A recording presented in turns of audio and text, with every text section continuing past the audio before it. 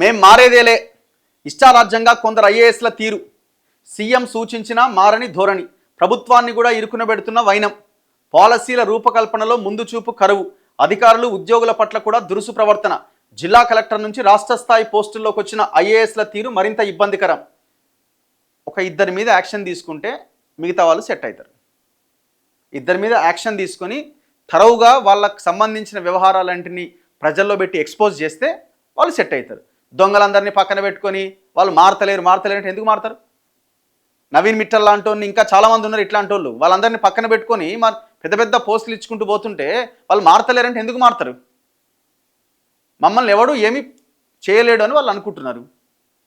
Government action తీసుకోవాలి కదా. ఎందుకు యాక్షన్ తీసుకోవట్లే? వాళ్ళు అడిగిన వాటి దగ్గర వాళ్ళకి సంతకాలు పెట్టుకుంటా వాళ్ళ దోపిడీలో భాగస్వాములు అవ్వకుండా పోతున్నప్పుడు ప్రభుత్వాలకి నాయకులకు వచ్చే నష్టమైంది వాళ్ళ వల్ల, ప్రజలకు నష్టం. ప్రభుత్వానికి చిత్తశుద్ధి ఉంటే, ముఖ్యమంత్రికి చిత్తశుద్ధి ఉంటే వాళ్ళ మీద యాక్షన్ తీసుకుంటే మిగతా వాళ్ళు ఆటోమేటిక్గా సెట్ అవుతారు. ఎందుకు సెట్ గారు? ఐఏఎస్లు భూములు కొన్నారు, ఐపీఎస్లు భూములు కొన్నారు, పెద్ద ఎత్తున ఆ సంపాదన బయటికి తీసి ఎక్స్పోజ్ చేయండి.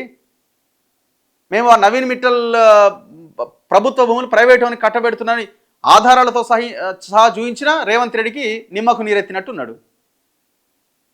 ఈ ప్రభుత్వం దున్నపోతు మీద వానబడ్డట్టే ఉన్నది.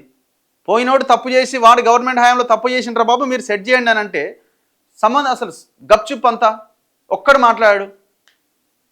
ఎందుకు మాట్లాడరు? వాటాలు పోతున్నాయి కాబట్టి ఎవరికి వాని. ఇప్పుడు ఇట్లా మాట్లాడుకొని ఇది 100% ముఖ్యమంత్రి చేతగానితనం కిందే చూడాల్సి వస్తుంది. ముఖ్యమంత్రి చేతగానితనమా, ముఖ్యమంత్రి లోపాయికారి ఒప్పందమా? అంతే, అంతకుమించి ఇంకోటి ఏం లేదు అక్కడ. మా శాఖలో మేమే సర్వం, మేము చెప్పినట్లే జరగాలి అన్నట్టుగా రాష్ట్రంలో పనిచేస్తున్న కొందరు ఐఏఎస్ల తీరు ఉంటుంది. వారు తీసుకున్న నిర్ణయాలతో పాటు వ్యవహరిస్తున్న తీరు కూడా చర్చనీయాంశంగా మారుతోంది. కొంతమేర ప్రభుత్వాన్ని కూడా ఇరకాటంలోకి నెడుతోంది.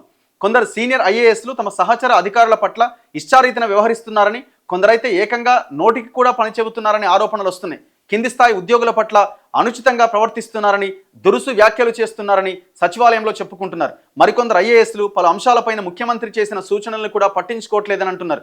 ఇటీవల జిల్లా కలెక్టర్ స్థాయి నుంచి రాష్ట్ర స్థాయి పోస్టులోకి వచ్చిన పలువురు అధికారుల తీరు మరింత ఇబ్బందికరంగా ఉంటుంది. రాష్ట్ర స్థాయిలో పనిచేసే అధికారులు చాలా హుందాగా వ్యవహరించాల్సి ఉంటుంది.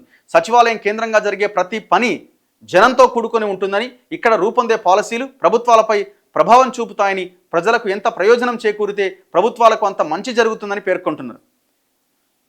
విషయం ఏంటంటే వీళ్ళు లీడర్ల లెక్క తయారయ్యారు. ఒక్కొక్క ఐఏఎస్ ఒక్కొక్క పొలిటికల్ లీడర్ లాగా తయారయ్యారు. కొంతమంది జెన్యున్గా పనిచేసే వాళ్ళు ఉన్నారు.